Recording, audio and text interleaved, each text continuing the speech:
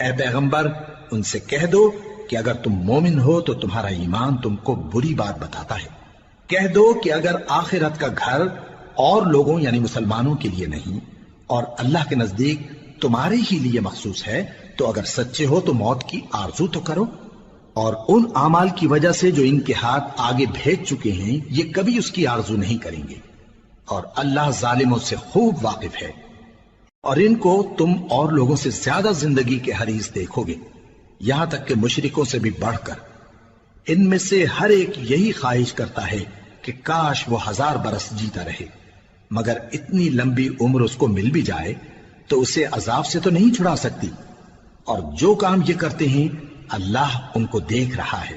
کہہ دو کہ جو شخص جبرائیل کا دشمن ہو اس کو غصے میں مر جانا چاہیے، کیونکہ اس نے تو یہ کتاب اللہ کے حکم سے تمہارے دل پر نازل کی ہے جو پہلی کتابوں کی تصدیق کرتی ہے، اور ایمان والوں کے لیے ہدایت اور بشارت ہے۔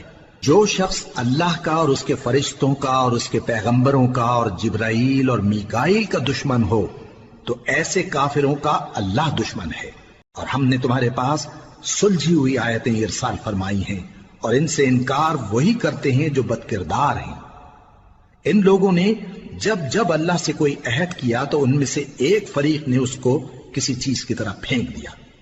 حقیقت یہ ہے کہ ان میں اکثر بے ایمان ہیں، اور جب ان کے پاس اللہ کی طرف سے پیغمبر آخر الزماں صلی اللہ علیہ وآلہ وسلم آئے اور وہ ان کی آسمانی کتاب کی تصدیق بھی کرتے ہیں، تو جن لوگوں کو کتاب دی گئی تھی ان میں سے ایک جماعت نے اللہ کی کتاب کو پیٹ پیچھے پھینک دیا، گویا وہ جانتے ہی نہیں، اور ان چیزوں کے پیچھے لگ گئے جو سلیمان کے عہد سلطنت میں شیاطین پڑھا کرتے تھے۔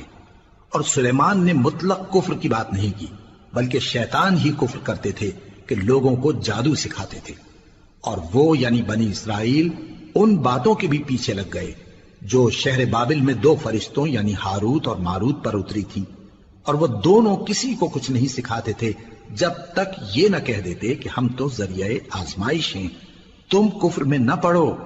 غرض لوگ ان سے وہ چیز سیکھتے جس سے میاں بیوی میں جدائی ڈال دیں، اور اللہ کے حکم کے سوا وہ اس چیز سے کسی کا کچھ بھی نہیں بگاڑ سکتے تھے، اور کچھ ایسے منتر سیکھتے جو ان کو نقصان ہی پہنچاتے اور فائدہ کچھ نہ دیتے۔ اور وہ جانتے تھے کہ جو شخص ایسی چیزوں یعنی سحر اور منتر وغیرہ کا خریدار ہوگا اس کا آخرت میں کچھ حصہ نہیں، اور جس چیز کے عوض انہوں نے اپنی جانوں کو بیچ ڈالا وہ بری تھی، کیا اچھا ہوتا جو وہ اس بات کو جانتے۔ اور اگر وہ ایمان لاتے اور پرہیزگاری کرتے تو اللہ کے ہاں سے بہت اچھا صلہ ملتا، کیا اچھا ہوتا جو وہ اس سے واقف ہوتے۔ اے اہل ایمان، گفتگو کے وقت پیغمبر صلی اللہ علیہ وآلہ وسلم سے راعنا نہ کہا کرو، انظرنا کہا کرو، اور خوب سن رکھو، اور کافروں کے لیے دکھ دینے والا عذاب ہے۔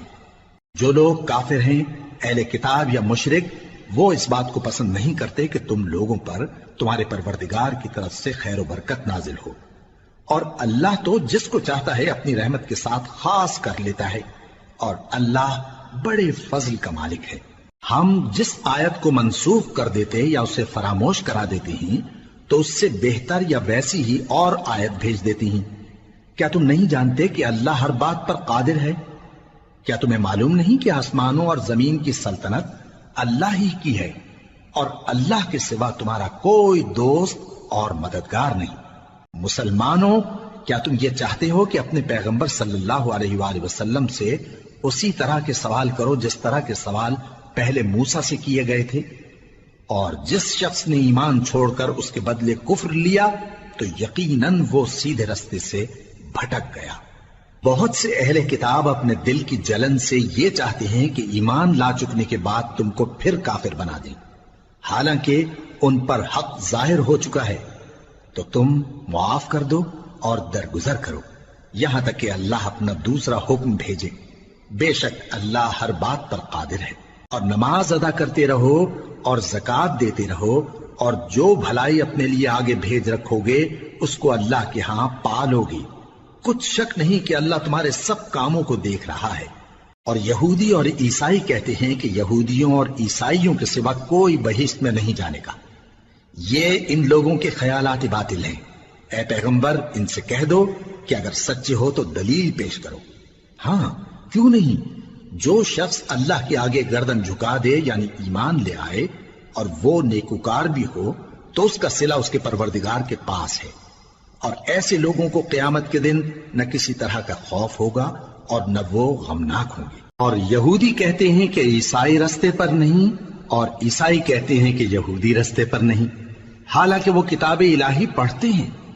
اسی طرح بالکل انہی کسی بات وہ لوگ کہتے ہیں جو کچھ نہیں جانتے یعنی مشرک۔ تو جس بات میں یہ لوگ اختلاف کر رہے ہیں اللہ قیامت کے دن اس کا ان میں فیصلہ کر دے گا۔ اور اس سے بڑھ کر ظالم کون جو اللہ کی مسجدوں میں اللہ کے نام کا ذکر کیے جانے کو منع کرے اور ان کی ویرانی کے لیے کوشش کرے۔ ان لوگوں کو کچھ حق نہیں کہ ان مسجدوں میں داخل ہوں مگر ڈرتے ہوئے۔ ان کے لیے دنیا میں رسوائی ہے اور آخرت میں بڑا عذاب۔ اور مشرق اور مغرب سب اللہ ہی کا ہے، تو جدھر بھی تم رخ کرو ادھر ہی اللہ کی ذات ہے۔ بے شک اللہ صاحب وسعت ہے، باخبر ہے۔